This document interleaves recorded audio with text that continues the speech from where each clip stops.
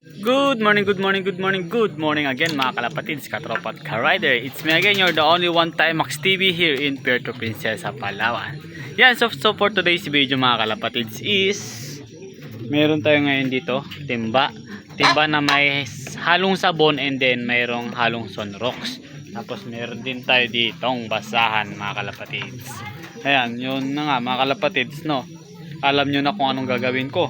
Di ba nasabi ko sa inyo itong nakaraan mga kalapatids? Yung ito nga mga kalapatids, di ba nasabi ko sa inyo nakaraan? Ayan, nakita nyo guys mga kalapatids, oh. Ayan, oh, di ba? Nangangalawang siya. Ayan, buti na lang may halong langis itong itong steel matting na to, kaya hindi pa ganong kakapit na kapit yung kalawang mga kalapatids. Ayan yung project natin ngayong araw mga kalapatids. For today's video, ito yung magiging project natin. Pupunasan natin to siya ng tubig na may sabon at saka may halong sunrocks. Yan. Kasi tingnan nyo naman guys yung epekto niya sa ating mga ibon. Dumudumi yung ating mga ibon mga kalapatids kapag nadidikit dito. Ayan o, kita nyo naman dalirin natin. Yan. O, yan. Kita nyo na basa-basa, ibig sabihin yan guys, may langis yan guys. Kita nyo yan. Tapos may mga ibon din tayo dito nang dudumi na dahil sa na yan, steel matting. Ayan o, sample itong checkered natin mga kalapatid. Kala nyo may sugat. Yan. Kita nyo yan yung pakpak nya, yung dungis na ng pakpak. Tapos yung kahapon yung ibong grasa natin, ito iba na yung itsura nyan mga kalapatids. Tapos ito nagdumi na. Yan. So yun na nga mga kalapatids, dahil sa pag-ano nila, pati yung ibon natin na ito, dumi-dumi na tignan mga kalapatids. Dahil kasi yan sa pagsisiksik nila dito, dahil hindi pa sila sanay, pumapatong sila dito mga kalapatids, tapos nasisiksik sila dito. Ayan dumi. Yan. So yun yung magiging project natin ngayon mga kalapatids. Kaya tara, let's go na mga kalapatids, samahan nyo ako at nang hindi na maging mga ibong grasa itong ating mga ibon. So let's go!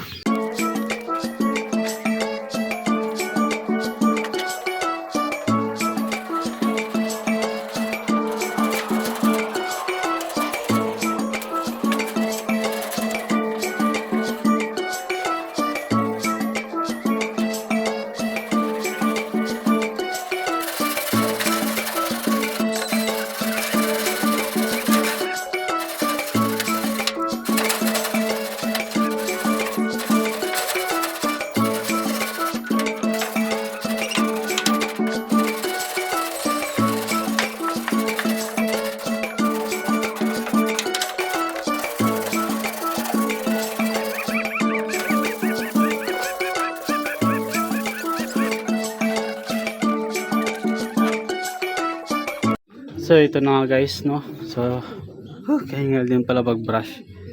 Yan guys, na-brushan na natin. Yan, kahit paano nawala yung langis-langis niya. Yan. Yan. Nawala yung langis-langis niya guys. Dahil may sunrocks nga itong gingamit natin. So babanlawan na lang natin ito ng pure water mamaya.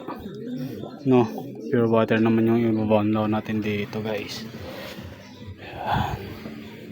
Wala na. Alright, so isusunod natin mga kalapatids is itong ating flyer slope.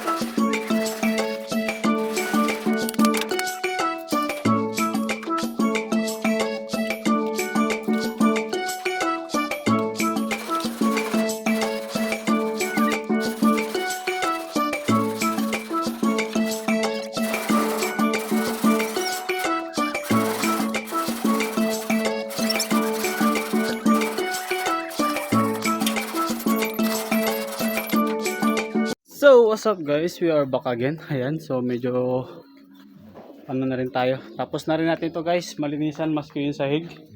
Yan. Ito. Ginawa natin to kahapon na hagdanan. Yan. Pansamantalang hagdanan na bumabaon. So yun na nga mga kalapatids. Okay na. Nalagyan na rin. Linisan na rin natin ng tubig na may Sunrox na may tawag na nga dito, sabon.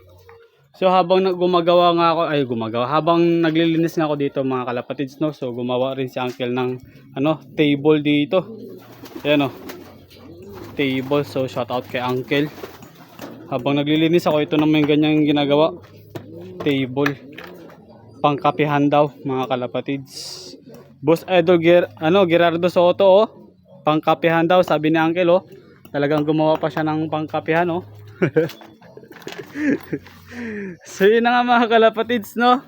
Itur ko muna kayo saglit dito sa ating bagong linis na kulungan. Ayan. So ito, nalagyan na natin ito ng tubig na may Sunrox na may So pag may budget tayo is na lang, pintura na lang mga kalapatids. Ayun, tuwang-tuwa sila mga kalapatids, oh. Tuwang-tuwa sila, oh. Linis na mas kayo ito. Malinis na mga kalapatids. So gagawin na natin mamaya is ito, yung mga ipots nila na nabasa. Ayan. So tour ko muna kayo sa ating mga ibon. So ito yung unknown line natin dito mga kalapatids. Ayan.